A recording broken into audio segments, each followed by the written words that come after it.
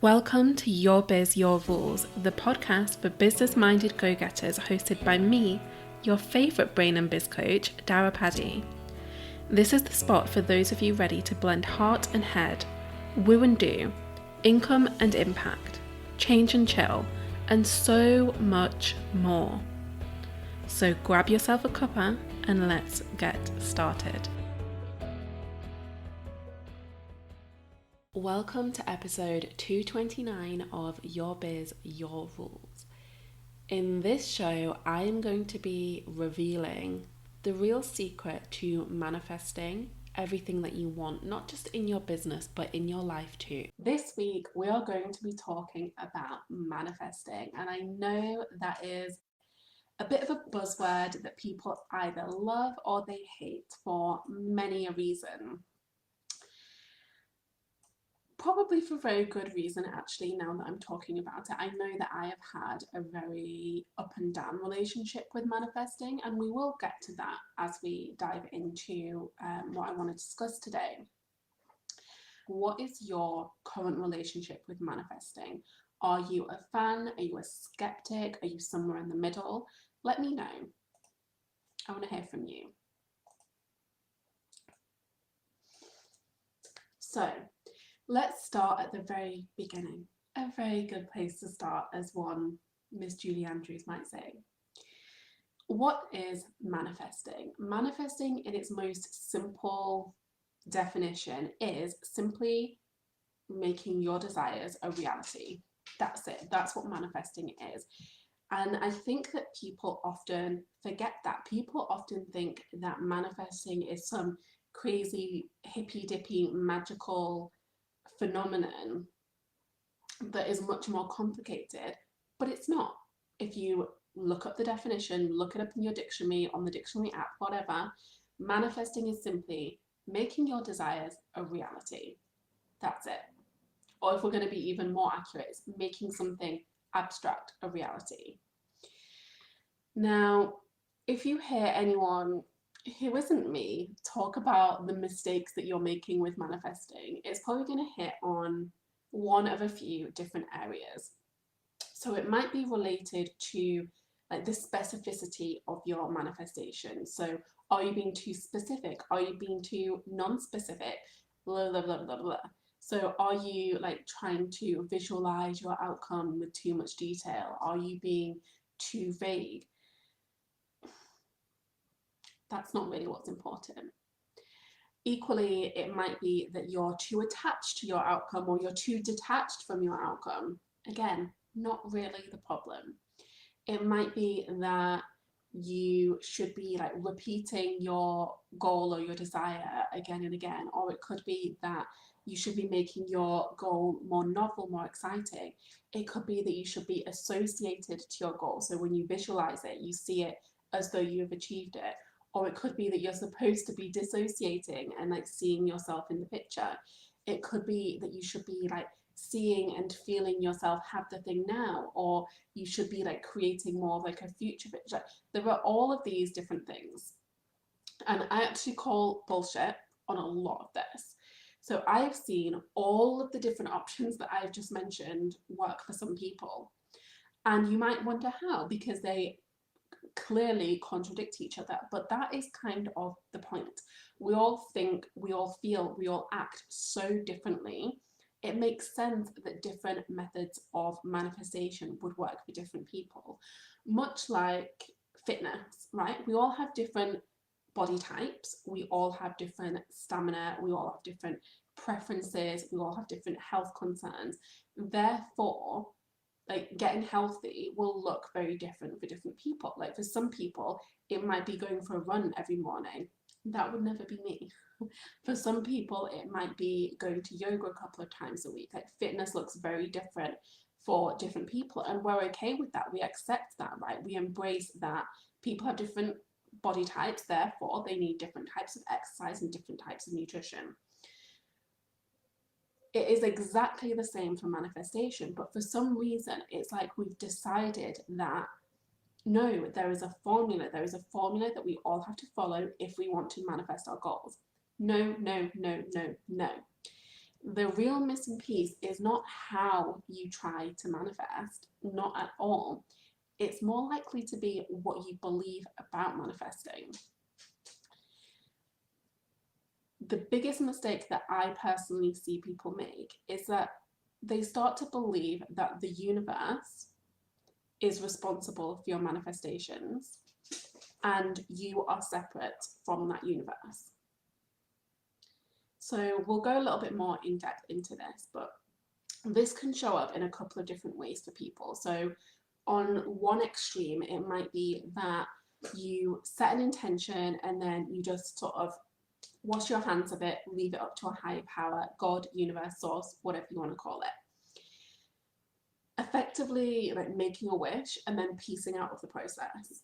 And then on the other extreme, you decide that manifesting is simply like witchy bullshit. So you stop believing in the possibility and you make a point of pride to control every single one of your results. And if anybody ever comments on your ability to create magic or to manifest, it's like, no, I worked hard for this.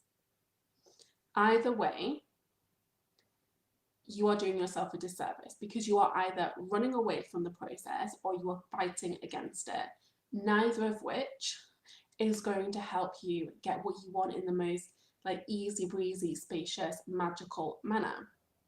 Both of those extremes limit you. They both do you a disservice. Now, don't get me wrong.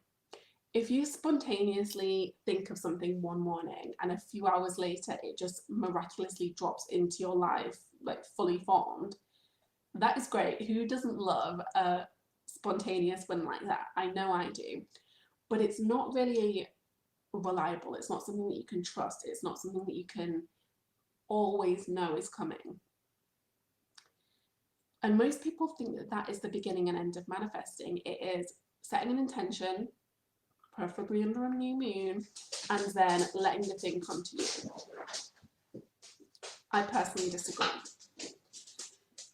Because if you set a target, a goal, a milestone, an outcome, whatever we want to call it, and you take action to work on it reasonably consistently, I'm not saying, you know, do the same thing every day or work on it every day or anything like that, but you make moves towards that thing until you hit your goal. That is also manifesting because you have still made your desire a reality. Sometimes it might be always down to the effort that you put in. Sometimes it might be entirely due to the effort that somebody else puts in. Sometimes it might be a mixture of the two. All of those count as manifesting. And I don't hate any of these options, just to be clear, but I would personally prefer to focus on the latter, the one where you are taking action. Surprises are great. They're great. But when you can track your own progress, you feel this sort of fizzy sense of momentum. And that momentum is like a power tool when it comes to collapsing time and making things happen quickly or quicker. And in addition to that, when you see that you have put, you know, your heart, your soul, your time into something, you not only feel proud of your efforts, but you also feel worthy of the results. And when you feel that sense of worthiness, you are so much more likely to attract and be able to hold on to more of the same, which ultimately is the dream, right? We want more, we want abundance, we want to be swimming in all of the goodness. And I want to give you a little example here of what I mean by taking action versus leaving it up to the universe. So I remember way back when I first started doing my very first coaching certification, and one of the practices that we were taught was how to create this vision in our mind that was so 3D and felt so real that we could just start embodying it now. And the first time I did that exercise, I remember having this really clear vision of where I wanted my life to be. And it was just this image of this house. So it was this house with the garden, and the garden was the bit that I seemed to be more focused on. And I could feel myself standing outside the back of this house, holding onto a cup of coffee with both hands, just like that, looking out onto my garden. And when I looked to one side, I saw like this little canopy with a seating area underneath where I knew I would like read books and do journaling. And when I looked into the main garden piece, there was this big pear tree in the middle of the garden. And then from then on, whenever I have done any kind of visioning exercise or try to set any goals, all I can see is this garden with a pear tree in. And at some point along the way, it's like I decided that I will have this house with this pear tree once I'm successful, once I've made it, once I have enough money, one day, someday in the future. And so it's always felt so distant. It's always felt like I'm not there yet. I'm not getting there. Like I'm not making progress. All of these things, all of these mind monkey inner critic rumblings that go on in our mind. And then this weekend, I was out shopping with Tom. Like we've been doing some stuff in the garden. Terrible move to be making during a heat wave, to be doing a lot of manual labour, but that's by the by. We went and picked up a few bits for the garden, and I decided, because like, we had a lot of weeds to deal with, and after clearing all of the weeds, I had a lot of space to fill. So I was like, I really want a tree there. I want a tree. And we went to the garden centre and we were looking at these trees, and I picked one at random. It was like a bucket full of little like saplings, and I just like pulled one out of the bucket. And then I looked at the label and I saw that it was a pear tree. And just out of curiosity, I went and looked at every single other tree in that bucket, and there was not one other pear tree there, not one other pear tree in the whole garden centre. And I was like, this is the reminder I needed. This is the reminder I needed, that I get to take action to make the vision my reality, not someday, but now. And so I bought that pear tree and I planted that pear tree in the middle of my garden. And while no, I might not have the dream, I might not have the whole vision, now when I look out of my office window and I see that pear tree, because I can see it from where I'm sitting, I get that fizzy feeling. And it's that feeling of, yeah, I'm en route, part of that is here now. And that makes me feel so much more magnetic. It makes me feel so much more open to opportunity. It makes me feel like I am making progress. So while, no, like technically the universe did not, plant a pear tree overnight in my garden. I did that myself. I went and bought it. I dug the hole. I planted it. I fed it. I watered it. We were working together. And that's what I really want to hammer home here. Like, your manifestations, they're not all up to the universe. They're not all up to you like working hard and making it happen. It's this beautiful symbiotic relationship. Think of it like an energetic exchange. You do your part, the universe does its part. What I really want you to leave with today is the knowledge that manifesting is not black and white. It is the whole fucking rainbow.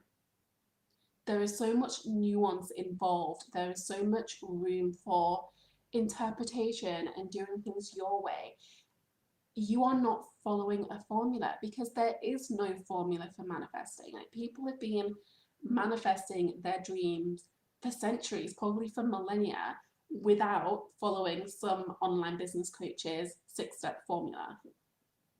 So if something doesn't resonate, if you follow somebody and the way that they say you have to manifest just feels janky or off for you, this is your permission slip to not do it. This is your permission slip to A, do it the way you want to do it, and B, get involved in the process.